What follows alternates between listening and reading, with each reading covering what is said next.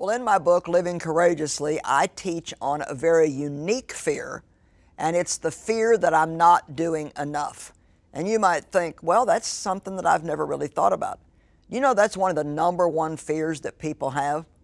One time we were kind of taking a poll in our office to see what some of the things were that concerned people the most. And so I think the question we put to them was, if you could ask God anything, what would it be? And several people said, I would love to know when I've done enough. You know, we love God and we want to do what's right. We want to study the Word, we want to pray, but there's always that threat, that threatening lie from the devil that, well, you've not done enough. You haven't prayed enough. You haven't studied enough. You haven't given enough. You haven't been a good enough wife. You haven't been a good enough mom. You know, you're not eating enough of the right things. It's like, well, first of all, let me tell you, God's not counting. He's not sitting in heaven somewhere with a piece of paper saying, you did right, you didn't do right, you did right, you didn't do right. He sent Jesus to die for our mistakes, and we can count on that. And I'm so glad that I finally learned that I get up every day, I love God, I just try to do the best I can, and I already know before I start it's not going to be good enough. It's not going to be enough. If we could ever do enough, then we would not have needed Jesus Christ to die in our place.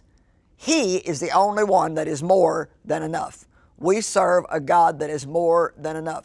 One of the names of God in the Old Testament was El Shaddai, the all-breasty one, the God of more than enough. I'm grateful He's not the God of just barely get by. He's the God of more than enough. And so I would love to have you relax about whether you're doing enough or not. You know, I've had a real issue with this in my life because, first of all, I was abused by my dad for a lot of years sexually, so I ended up with real low self-esteem. And I am a natural-born worker. I've got a strong choleric personality, and so I have a tendency to get motivated by accomplishment. But then I let it get into an area where I was getting my worth and value out of what I did. I didn't receive that from my parents, so I didn't grow up well-grounded that I was valued and loved and that they loved me and valued me, or that God loved me and valued me. So we all want to have value. As a matter of fact, I don't know that we can survive if we feel that we have no value. So then if we don't get it from the right places, we will try to find other places to get that value from.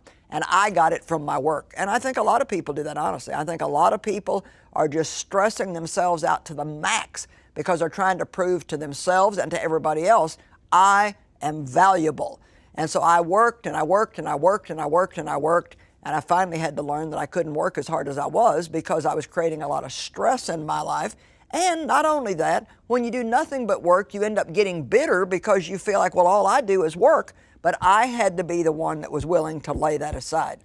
And it seemed like no matter how hard I worked, I still never felt like it was enough. And I learned that no matter how many things I had on my to-do list for the day, at the end of the day, I still had some of them left. And so then I would look at that list and think, well, I didn't do enough.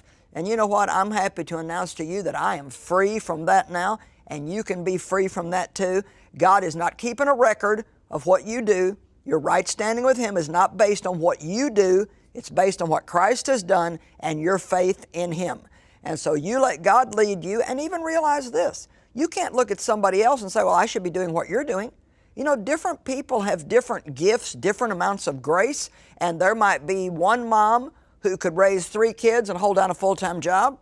There might be another mom that just couldn't handle that. And you know what? That doesn't mean that you're less than, or that you have no value, or that you're not doing enough. It just means that you're different, and you need to do what God has asked you to do and live in the grace that He's given you and not be concerned about what He's given somebody else to do. You know, I am the person whose face, everybody sees my face on TV, and so I'm kind of like the face of the ministry, but my husband is equally a very important part of the ministry. He just hasn't been called to do the teaching. And in the beginning of our walk in ministry, it was a little hard for Dave, and as he began to pray about it, God put on his heart, if you live in the grace that I've given you, you'll always be happy. Don't try to do what Joyce is doing. That's not what I've called you to do. You do the part that I've given you to do. And you know what? Dave does have a major role. He has a part, and you have a part Other people that you know have a part, don't feel pressured to do more than your part. You do what God has given you to do, and don't buy into that lie anymore that you've not done enough. Christ is more than enough. We don't need to try to be more than enough. God bless you. Have a great day.